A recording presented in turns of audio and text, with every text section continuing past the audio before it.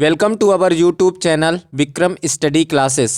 आज हम पढ़ने वाले हैं बायोलॉजी अर्थात जीव विज्ञान के top important question, most important questions के बारे में जो लगातार रिपीट हो रहे हैं, पिछले एग्जामों में बार बार पूछे गए हैं। तो यदि आप किसी भी गवर्नमेंट एग्जाम की तैयारी कर रहे हैं, एसएससी, रेलवे, किसी भी कांस्टेबल, एसआई, कहीं किसी भी चीज़ की तैयारी कर रहे हैं, तो यह वीडियो आपके लिए बेहद ही इम्पॉर्टेंट है।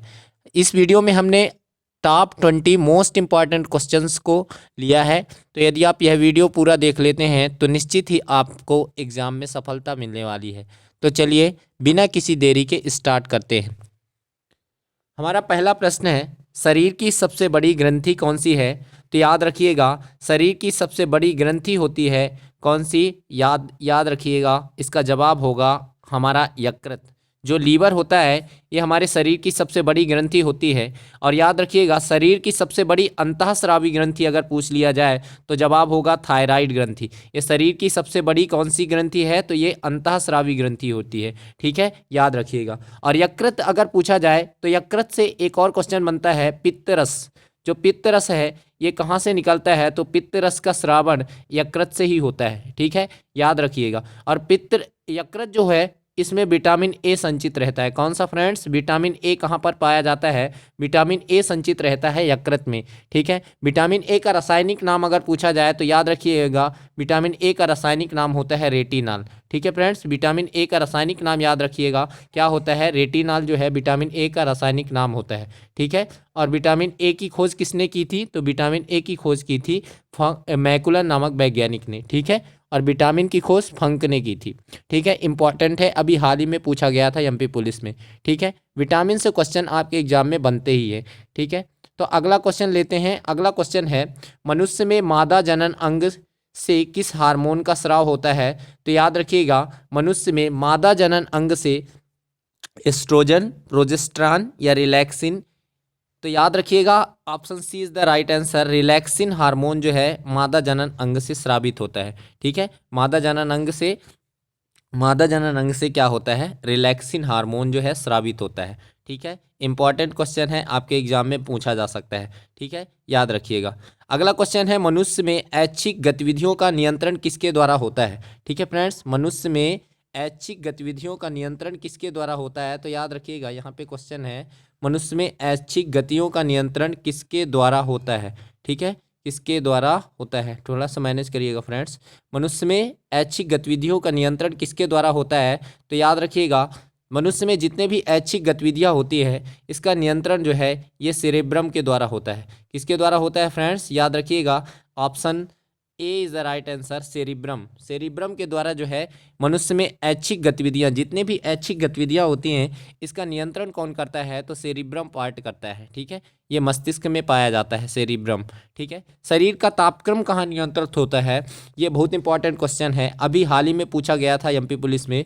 तो शरीर का तापक्रम किसके द्वारा नियंत्रित होता है? तो याद रखिएगा, हाइपोथैलेमस ग्रंथि। ठीक है, हाइपोथैलेमस के द्वारा जो है शरीर का टेम्परेचर कंट्रोल किया जाता है। ठीक है, शरीर का टेम्परेचर कौन कंट्रोल करता है, नियंत्रित करता है? तो हाइपोथैलेमस ग्रंथि। ठीक है, याद रखिएगा, बहुत ही इंपॉर्टेंट क्वेश्चन है, आपके एग्जाम में पूछा जा सकता है। और मनुष्य का पीयूष ग्रंथि जो है ये पिट्यूटरी ग्रंथि, ये मनुष्य की सबसे छोटी ग्रंथि होती है और इसे मास्टर ग्रंथि के नाम से भी जाना जाता है। ठीक है फ्रेंड्स, अगला क्वेश्चन है, निम्न में से कौन सा एंजाइम लार में पाया जाता है? बहुत ही इंपॉर्टेंट क्वेश्चन। लार में कौन सा एंजाइम पाया जाता है? तो याद रखिएगा, लार में टाइलिन एंजाइम पाया जाता है। ठीक है फ्रेंड्स, टाइलिन एंजाइम जो है ये लार में पाया जाता है और भोजन के पाचन में सहायक होता है। ठीक है, भोजन के पाचन में सहायता करता है। ठीक है, और पाचन में पाचन के लिए कौन सा अम्ल इंपॉर्टेंट होता है? तो हाइड्रोक्लोरिक एसिड। ठीक है, हाइड्रोक्लोरिक एसिड जो है ये पाचन के लिए होता है। ठीक है, इंपॉर्टेंट है, पूछा जा सकता है आपके एग्जाम में। ठीक है, ऐसे ही रसायनों का राजा किसे कहा जाता है? तो H2SO4 अर्थात सल्फ्यूरिक एसिड को इसे किंग ऑफ केमिकल्स कहा जाता है, रसायनों का राजा कहा जाता है। ठीक है फ्रेंड्स, याद रखिएगा, आपके एग्जाम में क्वेश्चन पूछा जा सकता है। ठीक है, अगला, वह प्रक्रिया जिसके द्वारा मनुष्य श्वास ग्रहण करता है तथा छोड़ता है। ठीक है, मनुष्य जब श्वास ग्रहण करता है और छोड़ता है तो इस पूरे प्रोसेस को कहा जाता है श्वासोच्छ्वास। ठीक है, श्वासोच्छ्वास, इस पूरी प्रक्रिया को श्वासोच्छ्वास कहा जाता है। Option B is the right answer. ठीक है फ्रेंड्स, इंपॉर्टेंट क्वेश्चन है। ठीक है। अगला, ऊर्जा उत्पादन के लिए कोशिका प्रायः किसका उपयोग करती है? तो याद रखिएगा, ऊर्जा उत्पादन करना हो तो कोशिका प्रायः ग्लूकोज का उपयोग करती है। क्या फ्रेंड्स? ग्लूकोज याद रखिएगा। और इसका सूत्र क्या होता है? तो C6H12O6, ठीक है, ग्लूकोज का सूत्र है। ठीक है, तो ग्लूकोज जो है ऊर्जा उत्पादन के लिए कोशिका इसी का उपयोग करती है। ऊर्जा उत्पादन के लिए ग्लूकोज की आवश्यकता होती है। ठीक है फ्रेंड्स, इंपॉर्टेंट क्वेश्चन है। अगला, किसी अभिक्रिया द्वारा पौधों में ऑक्सीजन बाहरी वातावरण से कोशिकाओं में पहुंचता है, किस प्रक्रिया द्वारा?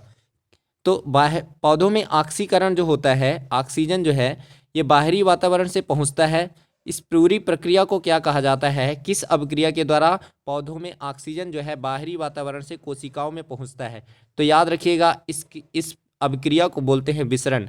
विसरण के द्वारा ही पौधों में ऑक्सीजन जो है बाहरी वातावरण से कोशिकाओं में पहुंचता है। ठीक है फ्रेंड्स, इंपॉर्टेंट है। अगला, श्वसन की अभिक्रिया में खाद्य पदार्थों की परिणति क्या होती है? ठीक है, श्वसन की अभिक्रिया, जब श्वसन होता है उस अभिक्रिया में खाद्य पदार्थों की परिणति को क्या होती है? ठीक है, इसको क्या कहा जाता है? विघटन, दहन, परिवर्तन या संश्लेषण? तो याद रखिएगा, विघटन कहा जाता है। ठीक है, क्या कहते हैं फ्रेंड्स? विघटन। इंपॉर्टेंट है, पूछा जा सकता है आपके एग्जाम में। ठीक है फ्रेंड्स। अगला, एक स्वस्थ मनुष्य का रक्तचाप कितना होता है? तो एक स्वस्थ मनुष्य जो है इसका रक्तचाप 120/80 होता है। ठीक है फ्रेंड्स, इंपॉर्टेंट है, कई बार पूछा गया है। और ब्लड प्रेशर को किससे मापते हैं? तो ब्लड प्रेशर को मापते हैं स्फिग्नोमैनोमीटर से। किससे फ्रेंड्स? स्फिग्नोमैनोमीटर से।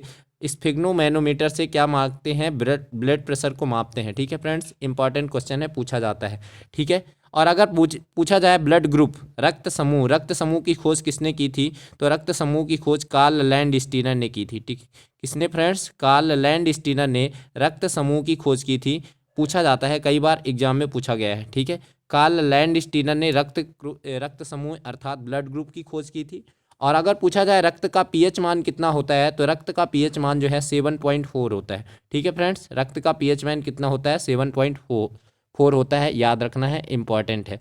और मनुष्य के शरीर में उसके कुल भार का 7%, ठीक है, कुल भार का 7% जो है रक्त मनुष्य के शरीर में पाया जाता है। जितना भी भार होता है उसका 7% जो है मनुष्य के शरीर में रक्त पाया जाता है। ठीक है फ्रेंड्स, इंपॉर्टेंट है, पूछा जा सकता है। सारे क्वेश्चन यहाँ से इंपॉर्टेंट है, फैक्ट है। ठीक है, अगला है, मनुष्य के मस्तिष्क की सबसे बाहरी झिल्ली क्या होती है? तो मनुष्य के मस्तिष्क की सबसे बाहरी झिल्ली ये होती है ड्यूरामीटर। ठीक है, इसको क्या बोलते हैं? तो याद रखिएगा, मनुष्य के शरीर की सबसे बाहरी झिल्ली को ड्यूरामीटर बोला जाता है। क्या फ्रेंड्स? मनुष्य के शरीर की सबसे बाहरी झिल्ली को ड्यूरामीटर बोलते हैं। ठीक है, इंपॉर्टेंट है, पूछा जा सकता है। अगला, मनुष्य के सूंघने की क्षमता को कौन नियंत्रित करता है? तो मनुष्य के सूंघने की क्षमता को नियंत्रित करता है घ्राणेंद्रिय पाली। ठीक है, घ्राणेंद्रिय पाली जो है मनुष्य के सूंघने की क्षमता को नियंत्रित करता है। ठीक है फ्रेंड्स। अगला क्वेश्चन इंपॉर्टेंट है, ये याद रखिएगा जरूर। ठीक है, एग्जाम में कई बार पूछा गया है। अगला, मनुष्य में बुद्धि एवं चतुराई का केंद्र कौन होता है? बुद्धि, जो भी बुद्धि या दिमाग पाया जाता है, चतुराई पाई जाती है, इसका सेंटर कौन होता है? तो याद रखिएगा, सेरिब्रम वाला पार्ट। ठीक है, इसका सेंटर कौन होता है? इसका केंद्र होता है सेरिब्रम। ठीक है, बहुत ही इंपॉर्टेंट क्वेश्चन है। और हाइपोथैलेमस से क्या होता है? अभी हमने पढ़ा, शरीर का ताप नियंत्रित होता है। ठीक है, अगला क्वेश्चन, रक्त में ग्लूकोज की मात्रा को कौन नियंत्रित करता है? तो रक्त में ग्लूकोज की मात्रा जो है ये किसके कारण नियंत्रित होती है? तो ये इंसुलिन के कारण नियंत्रित होती है। ठीक है, इंसुलिन की कमी से एक क्वेश्चन पूछा जाता है, तो इंसुलिन की कमी से कौन सा रोग हो जाता है? तो इंसुलिन की कमी से मधुमेह रोग हो जाता है। ठीक है फ्रेंड्स, मनुष्य में इंसुलिन की कमी से मधुमेह रोग हो जाता है, याद रखिएगा। रक्त में ग्लूकोज की मात्रा को नियंत्रित करता है इंसुलिन, इंसुलिन के कारण नियंत्रित होता है, और इंसुलिन की कमी से व्यक्ति में मधुमेह रोग हो जाता है। ठीक है फ्रेंड्स, इंपॉर्टेंट है, याद रखिएगा। अगला क्वेश्चन, जैव प्रक्रम के अंतर्गत कौन कौन चीजें आती हैं? जैव प्रक्रम मतलब जैव प्रक्रम में पोषण भी आता है, उत्सर्जन भी आता है और श्वसन भी आता है, अर्थात सभी, इनमें से सभी हमारा जवाब होगा, क्योंकि जैव प्रक्रम का ही ये भाग है। पोषण, उत्सर्जन, श्वसन, ये सारी चीज़ें जो हैं जैव प्रक्रम के अंतर्गत आती हैं। ठीक है फ्रेंड्स, इंपॉर्टेंट क्वेश्चन है।